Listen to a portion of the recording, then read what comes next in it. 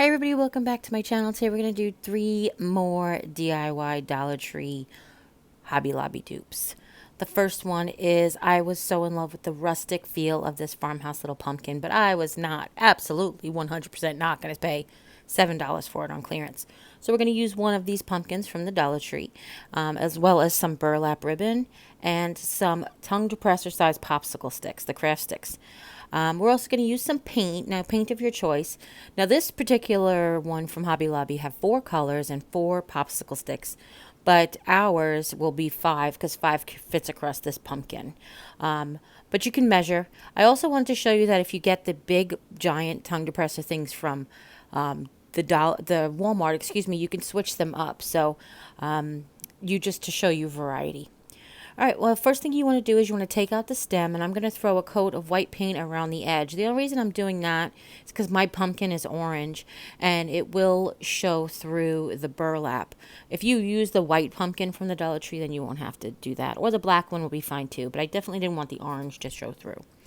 Now, I'm also not going to paint one orange. In the sample, one of them was orange, but I'm going to stick more with the neutral tones, and that's one of the things I like about redoing this is because you can go ahead and customize it to fit your style and decor.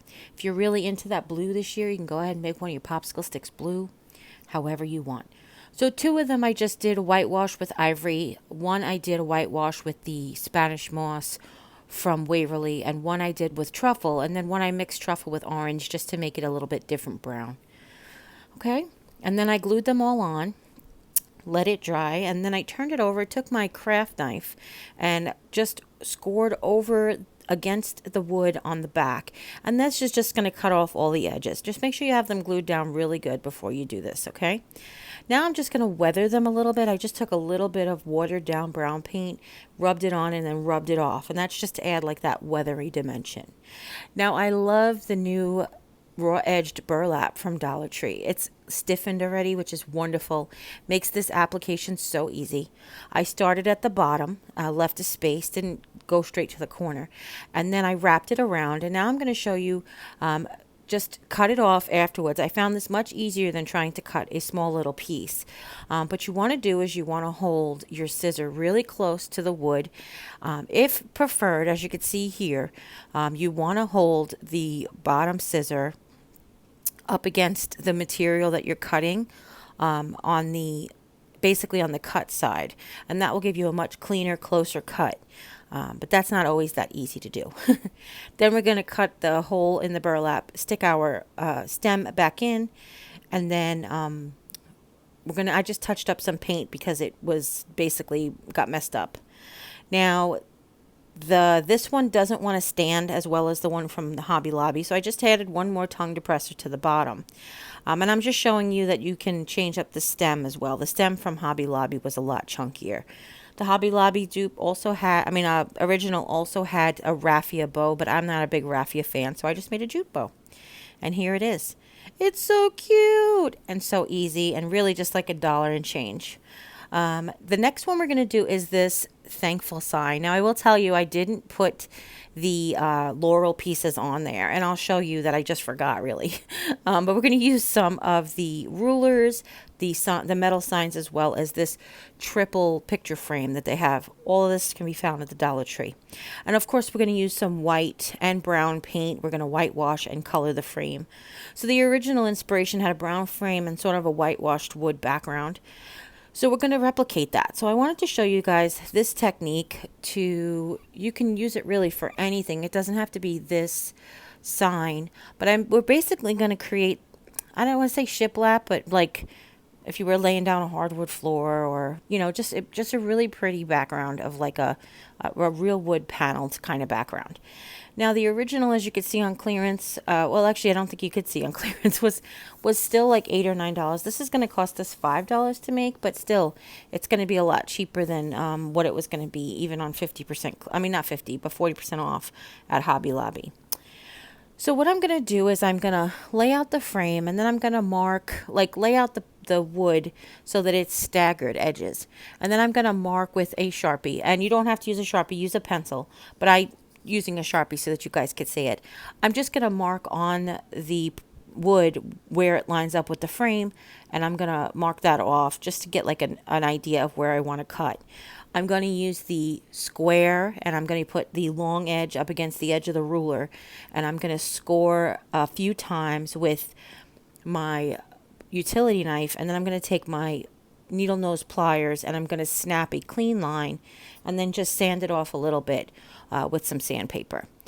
Now we're going to hide these edges under the frame, but it's still a good way to practice the technique.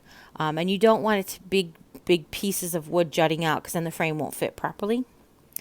And now you're just going to repeat this with all of your wood. Now I marked them. I basically labeled them A, B, C, D, E, and F. And then I went ahead and when I wanted to do the fill-in pieces, I marked them like A.2 or, B.2 like that.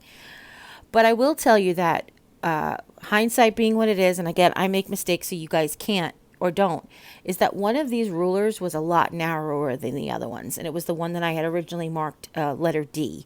So when I had to butt it up to the C, there was going to be a huge space. So I had to scrap that one, and I ended up using it at the top and bottom because I basically had the rulers go a little bit over the marking. So I put the cardboard insert back in the frame and then marked off where I want to lay my pieces down. And then I went ahead and I trimmed and fit. I dry fit. Always dry fit before you glue. Don't forget. So you want to dry fit and then cut. And then you want to make all those pieces. I ended up using, what did I say? 4.5 packs of rulers. I have one whole ruler left over. And then, of course, I have some trimmings left over as well. Or is it 3.5? I don't know. You guys see. It would have been less. Well, it really wouldn't have been less. It would have been 4.5. A, B, C, D, E, F. Yeah, 4.5. I was right the first time. 3.5. It's 3.5. Sorry, guys. Anyhow, you want to just make sure that you get all your pieces trimmed to fit. So what I did was I butted up the pieces. I cut off all of the holes. These rulers have holes on one end. If you do use the rulers from Walmart, they have holes in the middle. So you might want to make just shorter pieces that you can section together. But for this one, it's just so easy to use these. Of course, you could use the large popsicle sticks from Walmart as well. You might end up getting a little cheaper there if you can find them.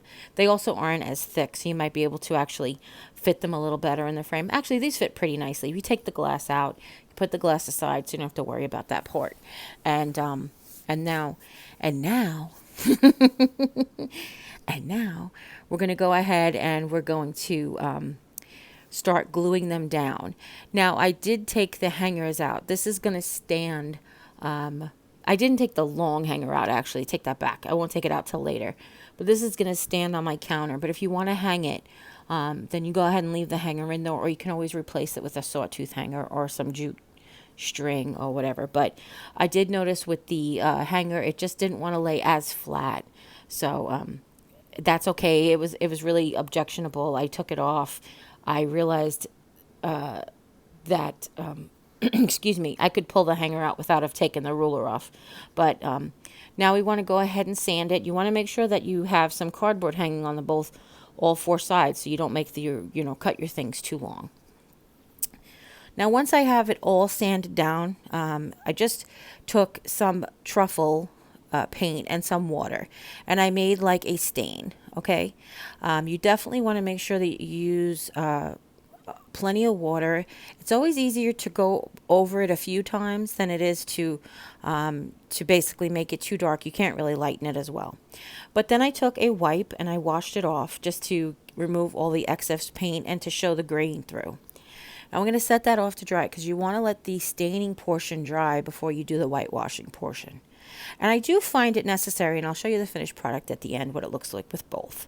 But for this is a black frame. I just took that same truffle paint, and I gave it a nice coat around all the sides.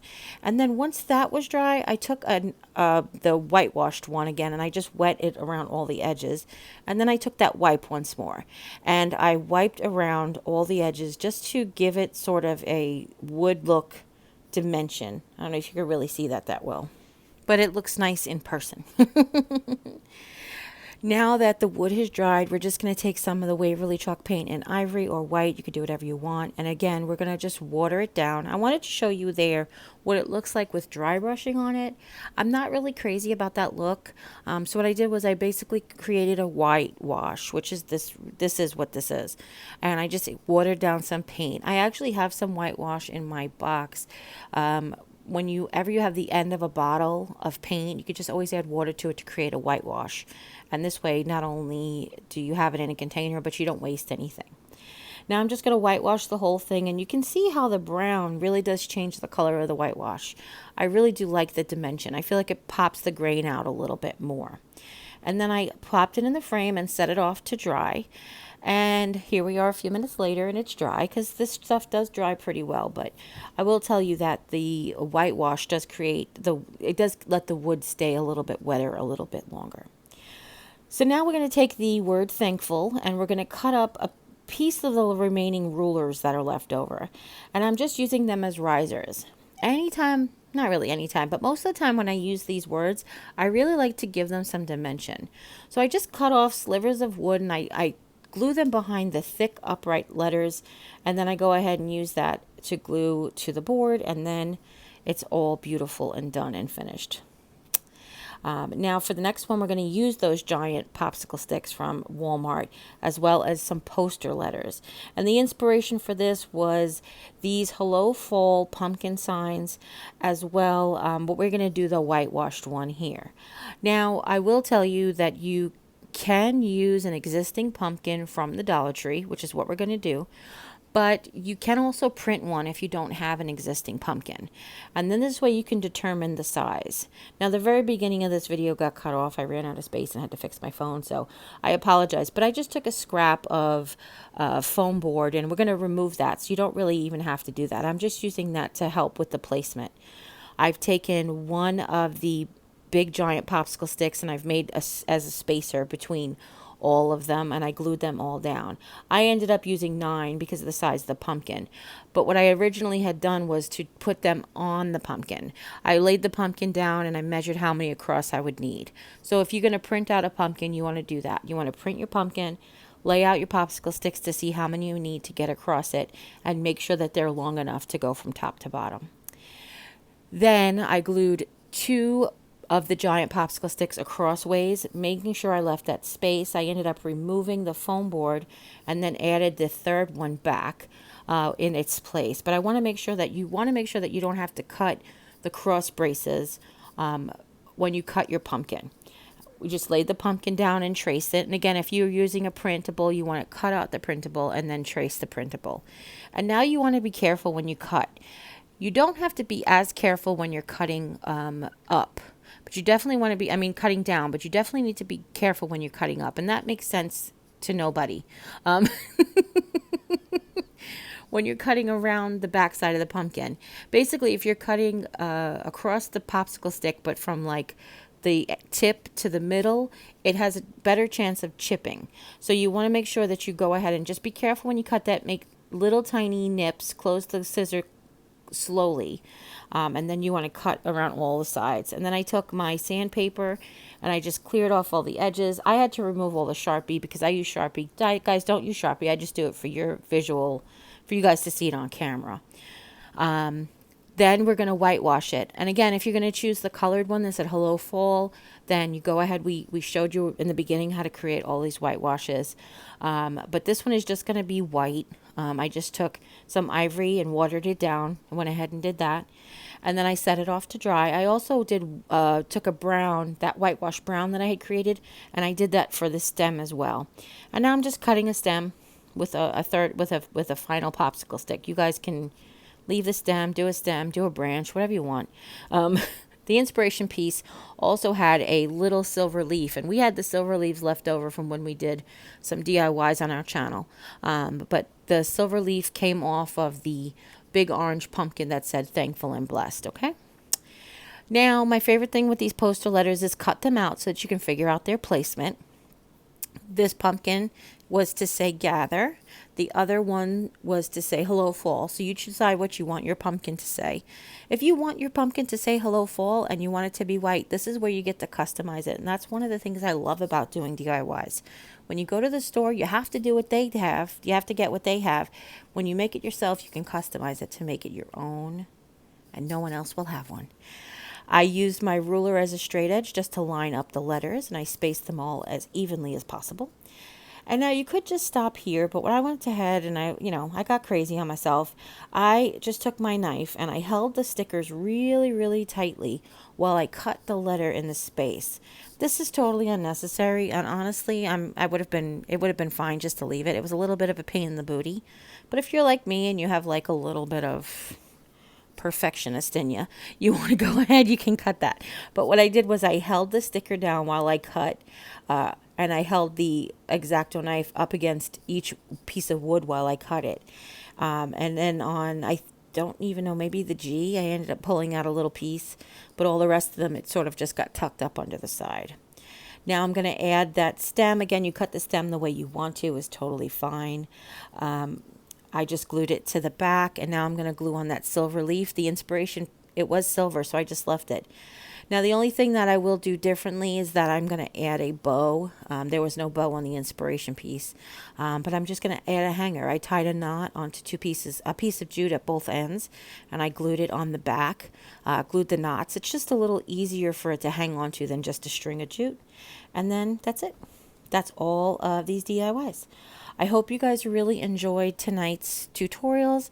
If you do, give this video a thumbs up. Don't forget to share with friends and family, anybody who might be interested in making one or all of these or learning the techniques. And if you haven't yet, click subscribe, and when you do, a little bell will pop up. When you ring that bell, YouTube will let you know whenever I upload a new video. And if this went really fast for you, don't forget to go into the settings of this video and you can slow down the speed. You might want to do that if you have trouble. And as always, you guys take care. God bless, and we'll see you next time. Bye.